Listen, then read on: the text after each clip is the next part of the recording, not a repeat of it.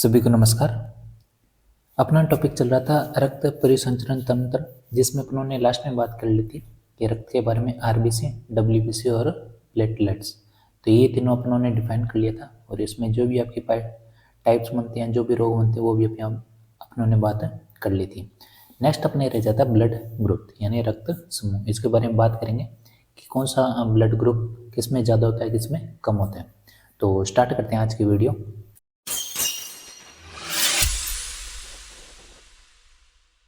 तो बात करते हैं अपने ब्लड ग्रुप।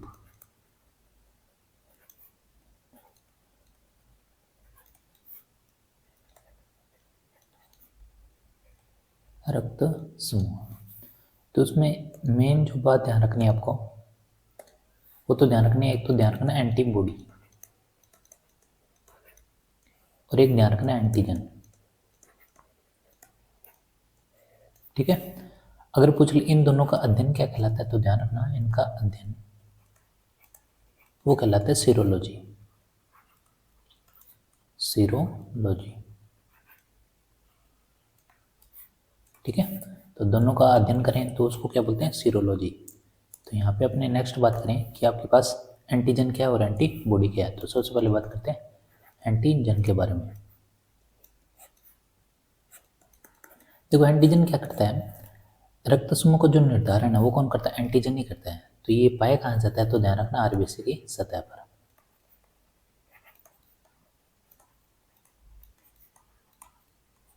ठीक है, तो आरबीसी की सतह पर पाया जाता है और किसके रूप में पाया जाता है, ग्लाइकोप्रोटीन के रूप में।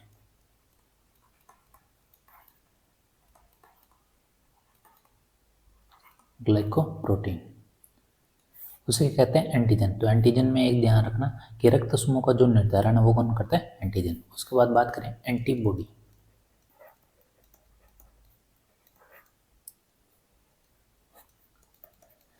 तो एंटीबॉडी क्या करती है, ये कहाँ पाया जाता है, आरबीसी की सतह पर, और ये कहाँ पाया जाता है, प्लाज्मा के अंदर।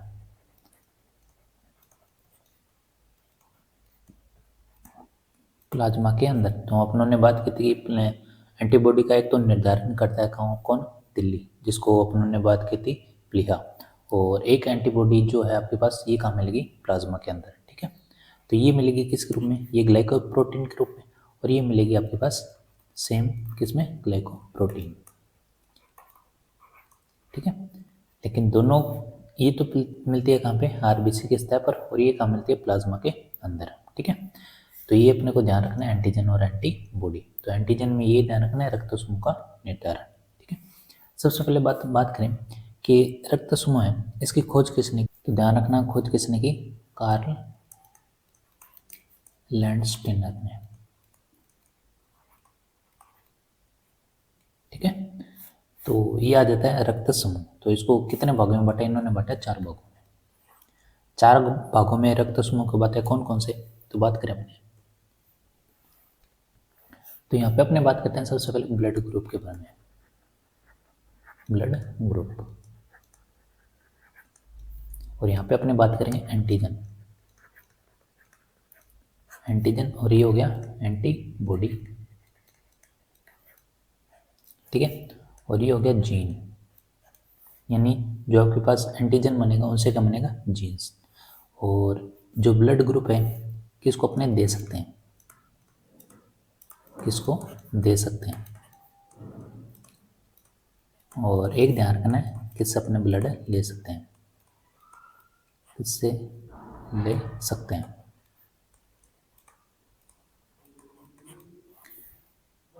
तो उसके बाद यहाँ पे ग्रुपों की बात करें तो एक तो ग्रुप है ए, एक ग्रुप है बी, और एक ग्रुप है ए बी, और एक ग्रुप है ओ।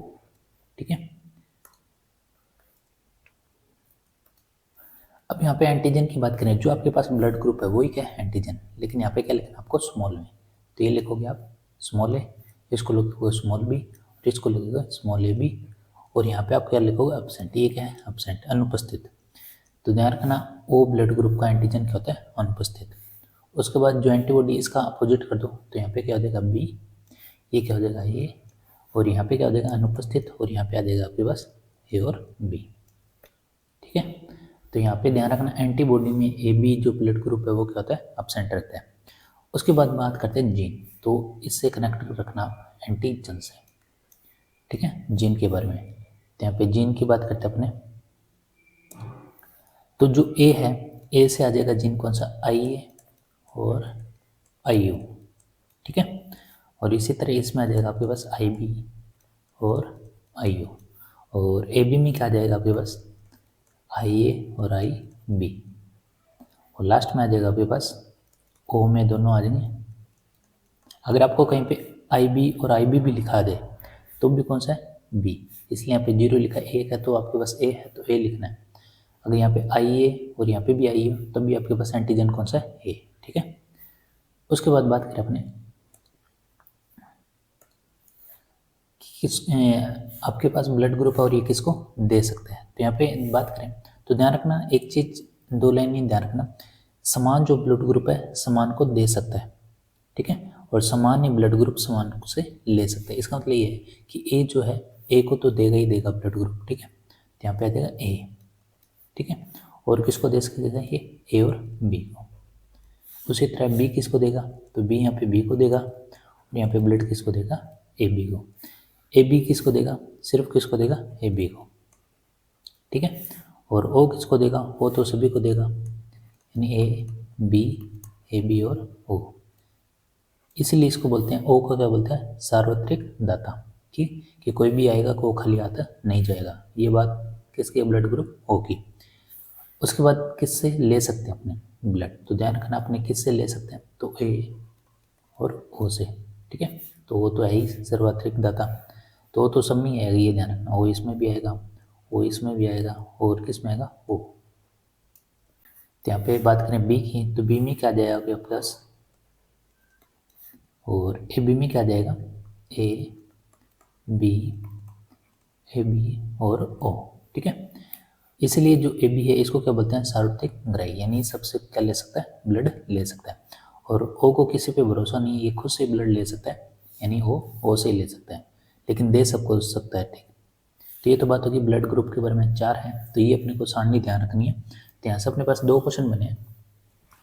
क्वेश्चन एक तो बना है कि जो आपके पास ए बी है वो क्या है, सार्वत्रिक ग्राही, और जो आपके पास ओ है यानी सबको ब्लड दे रहा है, इसका मतलब क्या है, सार्वत्रिक दाता, ठीक है। तो ये अपने को ध्यान रखना है, तो ये सारणी जरूर ध्यान रखना अपने को। तो एंटीजन है, एंटीजन से आप जीन्स ध्यान रखना, ठीक है। यहाँ पे जो आई हो, आई ओ ना लिखा हो, ये 0 लिखा हुआ है, तो अगर ये ना लिखा हो, आई ए लिखा हो, तब भी आपका काम चल जाएगा। अब बात आती है अपने पास जो रह जाता है आर एच कारक, आर एच कारक। तो आर एच कारक की बात करें, सबसे पहले तो बात करें खोज किसने की, तो नाम वही कार्ल लैंडस्टीनर, और साथ में कौन था, विनर, ठीक है। इन्होंने खोज की थी, और खोज भी कहाँ की थी, मक्का का रिसर्च, इस पर इन्होंने रिसर्च की थी, मक्का का रिसर्च। इन्होंने क्या कहा, आर एच जो है ये विशेष प्रकार का क्या एंटीजन है, एक प्रकार का क्या एंटीजन, और एंटीजन है तो ये पाया कहाँ जाएगा, अभी बात की थी एंटीजन है तो ये पाया जाएगा आरबीसी की सतह पर, ठीक है। तो ध्यान रखना, जिनमें एंटीजन पाया जाता है, जिनमें पाया जाता है उनको बोलते हैं आर एच पॉजिटिव, और जिनमें नहीं पाया जाता उनको बोलते हैं आर एच नेगेटिव, ठीक है। तो एंटीजन आरबीसी की सतह पर पाया जाता है। इसका मतलब ये है कि अपने को पता है जो भी एंटीजन है, जो उन्होंने ये बात की, जो भी एंटीजन है उनमें अगर पॉजिटिव है, जैसे ए पॉजिटिव है तो उसमें आर एच पाया जाएगा, बी पॉजिटिव है तो उसमें भी आर एच पाया जाएगा, अगर ए बी पॉजिटिव है तो उसमें भी आर एच पाया जाएगा, ठीक है।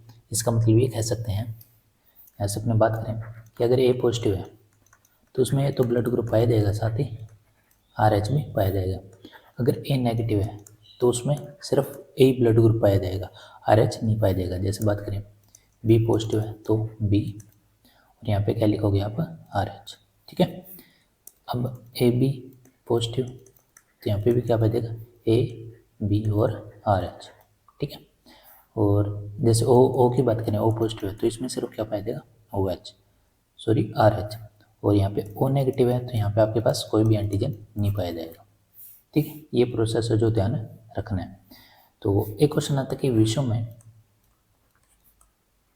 कितने % RH पॉजिटिव है, तो ध्यान रखना 85। अगर भारत में बात करें तो भारत में है 93।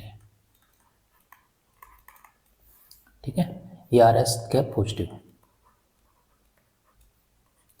तो कई बार ऐसे क्वेश्चन आ जाए तो भी अपने को ध्यान रखना है। ठीक है, तो ये तो बात होगी किसकी, RH कारक की, जिसमें अपने को ध्यान रखना है RH पॉजिटिव क्या, RH नेगेटिव क्या है। ठीक है, अगर ये तो पॉजिटिव क्या होती है, नेगेटिव की भी पूछ ले तो इसके अपोजिट हो जाएगा।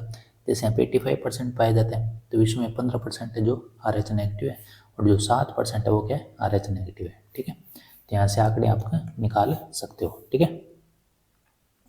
अब अपने एक क्वेश्चन की बात करें। क्वेश्चन है, एक चीज ध्यान रखना, अगर पुरुष RH पॉजिटिव है और महिला RH नेगेटिव है, तो ध्यान रखना इनका जो विवाह है वो मान्य नहीं होगा। मान्य क्यों नहीं होगा, यानी अप्रूव नहीं होगा। कैसे, इसमें क्या होता है कि इस संतति से क्या, जो पहला बच्चा होगा वो तो एकदम स्वस्थ होगा, लेकिन जो सेकंड बच्चा होगा वो क्या होगा, मृत्यु को प्राप्त हो जाएगा। अब इसमें बात यह है कि आपके पास RH पॉजिटिव और RH नेगेटिव, तो इसमें जो फर्स्ट बच्चा होता है वो तो होता है स्वस्थ, यानी RH पॉजिटिव। लेकिन जो सेकंड संतान होती है उसकी मृत्यु की संभावना लगभग 99% है। ये किसमें, अगर यहाँ पे अगर बात करो कि अगर महिला नेगेटिव हो, अगर देखो पॉजिटिव और नेगेटिव की बात कर रहे हैं, ये पुरुष और ये महिला, अगर दोनों नेगेटिव हो तो भी चल जाएगा। अगर ये नेगेटिव हो और ये पॉजिटिव हो तब भी सही है। ठीक है, अगर दोनों ही पॉजिटिव है तब भी सही है। लेकिन ये कंडीशन आ जाती है पुरुष पॉजिटिव और महिला नेगेटिव है तो आपका पहले बच्चा स्वस्थ और सेकंड। ठीक है, इसी को बोलते हैं रीथ्रो ब्लास्टोसिस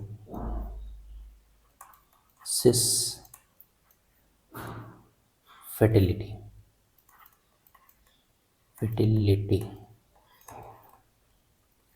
ठीक है, रीथ्रोब्लास्टोसिस फर्टिलिटी। इसमें क्या होता है कि गर्भ में क्या होता है, RBC फटना स्टार्ट हो जाती है। इसका ये होता है गर्भ में RBC का फटना। ठीक है, RBC की बात आई है तो इथ्रोसाइट पढ़ा था अध्ययन में, देखो फट रहा है इसका मतलब ब्लास्टो। ठीक है, तो ये है आपके फर्टिलिटी मतलब गर्भ। तो ये सारा नाम किससे जुड़ा हुआ, आपका गर्भ में RBC का फटना। तो अब कहोगे इसका कोई उपचार भी होगा, तो यहाँ पे अपने बात करें उपचार की। तो उपचार में क्या होगा, जैसे ही आपकी फर्स्ट डिलीवरी होती है उसके 72 घंटे बाद, 72 घंटे बाद, ठीक है, 72 घंटे बाद या 72 घंटे के अंदर अंदर क्या करना पड़ेगा आपको, एक टीका आता है जिसको बोलते हैं एंटी डी, ये लगाना चाहिए। ठीक है, तो 72 घंटों के अंदर अंदर, यानी इससे ज़्यादा अपने पास टाइम रखना नहीं है। 72 घंटों के अंदर ये कौन सा टीका लगना चाहिए, एंटी डी टीका। ये है इसका उपचार। ठीक है, तो ध्यान रखना ये क्वेश्चन डायरेक्ट पूछा हुआ है, फर्स्ट ग्रेड में भी आया हुआ है कि अगर आपके पास RH पॉजिटिव पुरुष और RH नेगेटिव महिला है तो इसमें मतलब सेकंड बच्चे होने की संभावना कितने परसेंटेज लिखा होता है, जिसमें लास्ट ऑप्शन था कि इनमें से कोई नहीं, तो वही था जिसमें 50%, 75% और 60% ऐसे लिखा हुआ था, और लास्ट में इनमें से कोई नहीं। तो लास्ट ऑप्शन था इनमें से कोई नहीं।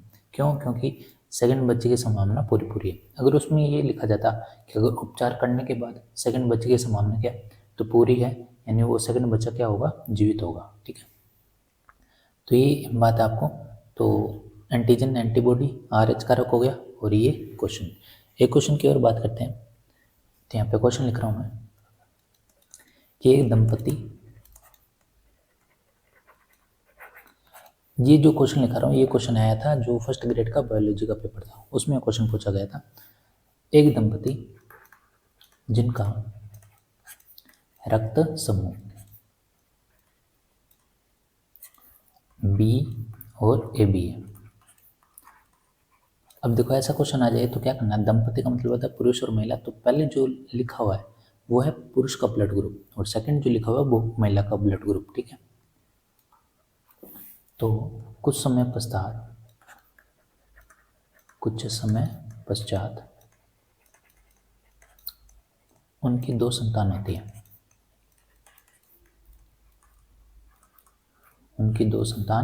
है, तथा एक संतान को क्या लेते हैं वो गोद,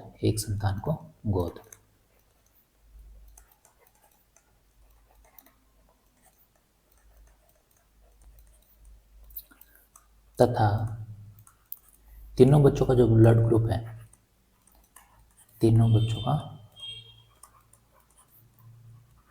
रक्त समूह बी, ओ और ए बी है। तो बताओ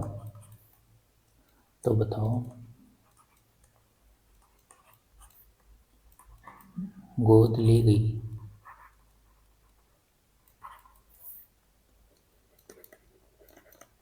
संतान का रक्त समूह क्या होगा, ये क्वेश्चन है।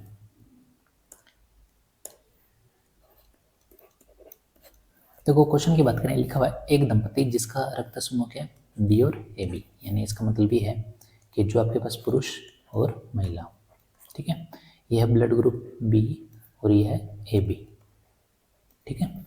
कुछ समय पश्चात उनकी दो संतान होती है, यानी उनकी संतान कितनी है, दो, और एक बच्चे को क्या लेते हैं वो गोद, तो बच्चे कितने होंगे, तीन, ठीक है। अब तीनों बच्चों का रक्त समूह ये, अब इसमें से ये पूछा कि इनमें से बताओ कि गोद लिए गए बच्चे का रक्त समूह क्या है।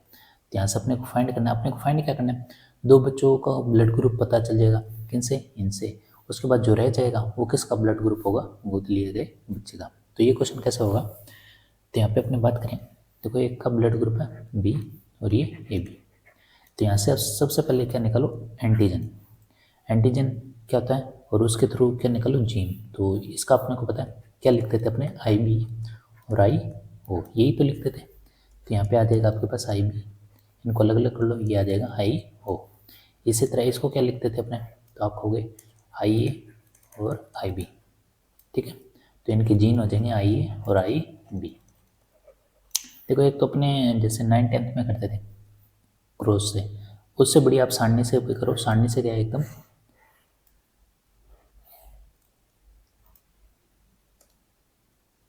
ठीक है। तो यहाँ पे कितने, 1 2 3 4, तो 4 ही आपको क्या बनाने, खाने, ठीक है। तो सबसे पहले ध्यान रखना यहाँ पे क्या लिखा हुआ है, ए बी, चाहे आप आई ए यहाँ पे लिखो, आई बी, या आप यहाँ पे भी लिख सकते हो, आंसर आपका सेम ही आएगा, ठीक है। बी के लिए जो आपके पास जीन है कौन सा, आई बी, और एक कौन है, आई ओ, ठीक है। अब देखो इसको इससे गुना करोगे तो क्या आएगा, आई ए आई बी, इसको इससे गुना करोगे तो आप क्या कहोगे, आई ए आई जीरो, इसको इससे गुना करोगे तो दोनों क्या आ जाएंगे, आई बी आई बी को आई ओ से गुना करोगे तो क्या आएगा, आई बी आई ओ, ठीक है। अब यहाँ पे आपको क्या ध्यान रखना है, ये ध्यान रखो कि अपनों ने पढ़ा था कि आई ए और आई बी, इससे जो ब्लड ग्रुप बनेगा वो कौन सा बनेगा, ए बी, ये अपनों ने बात की थी। तो अपने लिख सकते हैं इसका जो ब्लड ग्रुप होगा ए बी। इससे कौन सा ब्लड ग्रुप बनेगा, तो आप कहोगे ए। इससे कौन सा बनेगा, देखो दोनों बी आ रहे हैं तो बी बनेगा, कौन सा बनेगा, बी, और इससे क्या बनेगा, बी। इसका मतलब ये है आपके पास जो बच्चा, दो बच्चे हैं उनका ब्लड ग्रुप कौन कौन सा हो सकता है वो आप यहाँ से पता कर सकते हो। देखो यहाँ पे दो तो आ रहे हैं आपके पास बी ग्रुप के, एक है ए ब्लड ग्रुप और तीसरा है आपके पास ए बी। लेकिन क्वेश्चन में कितने दिए हैं आपके पास, तीन, कौन कौन से, एक तो दिया हुआ आपके पास बी, एक दिया हुआ है ओ और एक दिया हुआ है ए बी। अब यहाँ से चेक कर लो, देखो बी तो आ रहा है, ये हो सकता है, ठीक है बच्चा, ए बी हो रहा है, ये भी हो रहा है, इसका मतलब गोद लिया गया बच्चा कौन सा है, तो ध्यान रखना कौन सा है, ओ। तो ध्यान रखना गोद लिया गया बच्चा, गोद लिया गया बच्चा कौन सा होगा, ओ ब्लड ग्रुप, ठीक है। तो ये क्वेश्चन बायोलॉजी के फर्स्ट ग्रेड जो पेपर था उसमें आया हुआ है। तो क्वेश्चन अच्छा क्वेश्चन है, क्वेश्चन आसान है, बस यहाँ पे ये ध्यान रखना था अपने को, अगर आपके पास जीन पता है तो आप ऐसे निकाल सकते हो। ठीक है, तो ये तो बात होगी आपके पास कौन से ब्लड ग्रुप से रिलेटेड क्वेश्चनों की, तो ऐसे क्वेश्चन बन सकते हैं। नेक्स्ट अपना रह जाता कौन सा, हृदय यानी हार्ट। तो बात करते अपने थोड़ा सा पढ़ लेते हैं इसके बारे में, हृदय। ठीक है, तो सबसे पहले तो यही बात करेंगे अपने अध्ययन के बारे में। देखिए हृदय का जो अध्ययन है वो क्या कहलाता है, तो ध्यान रखना क्या कहलाता है, कार्डियोलॉजी। कार्डियोलॉजी देखो अपने ये पढ़ रहे हैं अध्ययन, तो ध्यान रखना जितने भी अध्ययन पढ़े हैं, चाहे वो रक्त का हो, चाहे अपनों ने RH कारक का हो, इनका पढ़ा हो, तो ये सारे के सारे अध्ययन आपको ध्यान रखने, याद रखने, एक पेज पे ही नोट कर लो, ताकि जिससे क्या है आपको एग्जाम के टाइम सिर्फ उसको रिवीजन करना है, क्योंकि इनसे डायरेक्ट क्वेश्चन बनेगा तो वो आप सही कर सकते हो। ठीक है, तो ये तो आगे आपके पास हृदय का अध्ययन क्या कहलाता है, कार्डियोलॉजी। और एक अपनों ने पढ़ा था परिसंचरण तंत्र का अध्ययन क्या कहलाता है, एंजियोलॉजी। ठीक है, देखो हृदय होते हैं दो प्रकार के। संरचना से पहले जो थ्योरी वो पढ़ लेते अपने, एक तो हृदय होता है न्यूरोलॉजी, सॉरी न्यूरोजेनिक, न्यूरोजेनिक, और एक होता है मायोजेनिक।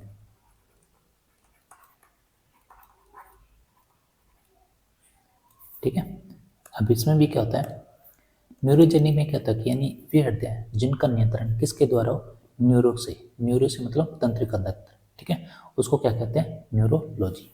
तो ध्यान रखना इनका जो नियंत्रण है तंत्रिका तंत्र की,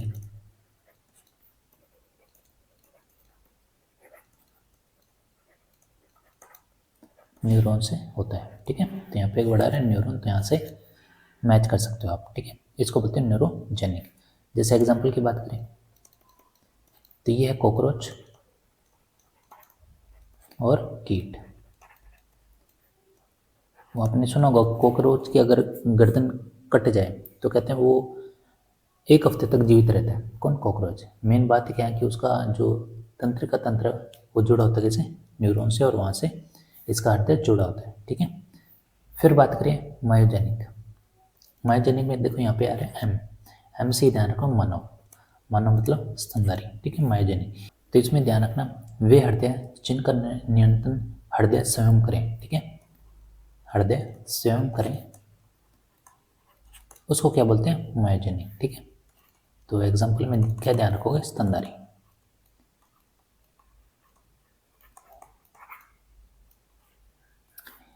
ठीक है, तो ये तो बात होगी न्यूरोजेनिक और मायोजेनिक। ठीक है, अब बात करते हैं अपने कक्षक के बारे में। हृदय में कक्षक देखो पढ़ने तो अपने को स्तनधारी से रिलेटेड है, लेकिन अगर एक्स्ट्रा पूछ लें तो वो भी अपने को ध्यान रखना है, क्योंकि अपने में पाए जाते हैं 4 कक्षक। ये तो सभी को पता है, 2 आलिंद और 2 नीले। कईयों में पाए जाते हैं 3 कक्षक, और कईयों में 2 भी पाए जाते हैं, 2 कक्षक। तो यहाँ पे अपने बात करें 2 कक्षक का मतलब ये है कि एक तो पाया जाएगा आलिंद और एक पाया जाएगा नीले। ठीक है, और 3 कक्षक में क्या होगा, यहाँ पे पाए जाएंगे 2 आलिंद और एक पाया जाएगा नीले। ठीक है, और 4 कक्षक में क्या है, यहाँ पे पाए जाएंगे आपके पास 2 आलिंद और 2 नीले। ठीक है, तो ये तो अपने को पता चल, ये किस में पाया जाएगा, तो ध्यान रखना ये पाया जाएगा स्तनधारी में, स्तनधारी।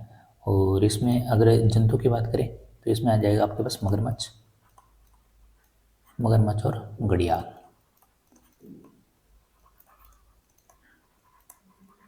ठीक है, और 3 कक्षक की बात करें ये किस में पाया जाएगा, तो ध्यान रखना ये पाया जाएगा उभयचर में, उभयचर और सरीसृप, सरीसृप जो अफ्रीका में पाए जाते हैं जिसको बोलते हैं रेप्टाइल्स। ठीक है, उनमें 3 कक्षक पाए जाते हैं, और इसमें आ जाएगा आपके पास 2 कक्षक। तो इसमें जो है एग्जाम्पल ध्यान रखना वो है आपके पास मछली। ठीक है, क्योंकि इसमें क्या होता है कि जो मछलियाँ होती हैं इसमें हृदय में क्या सदैव अशुद्ध रक्त का परिवहन होता है। मछलियों के जो हृदय है उसमें क्या होता है, अरक्त का यानी अशुद्ध रक्त का परिवहन होता है, इसलिए इसको क्या बोलते हैं, शीरीय हृदय, जिसको बोलते हैं वेंट्रिकल हार्ट। ठीक है, वेंट्रिकल हार्ट हिंदी में बोलते हैं शीरीय हृदय। तो आपने देखो मछली के साइड में से झिल्लियाँ सी बनी होती है, ठीक है, तो वो अशुद्ध रक्त का परिवहन करती है। तो ये 2 कक्षा, 3 कक्षा और 4 कक्षा, ये अपने को ध्यान रखना है। अब आ जाती है हार्ट की स्ट्रक्चर, वो अपने पढ़ेंगे नेक्स्ट वीडियो में, क्योंकि अब तो अधूरा रह जाएगा। तो एक पूरा कंप्लीट अपने उसमें कॉन्सेप्ट ध्यान रख लेंगे कि उसका परिवहन कैसे होता है, अशुद्ध रक्त कौन ले जाता है, शुद्ध रक्त कौन ले जाता है, और उसके अपवाद भी पढ़ेंगे अपने। तो मिलते हैं नेक्स्ट वीडियो में। धन्यवाद।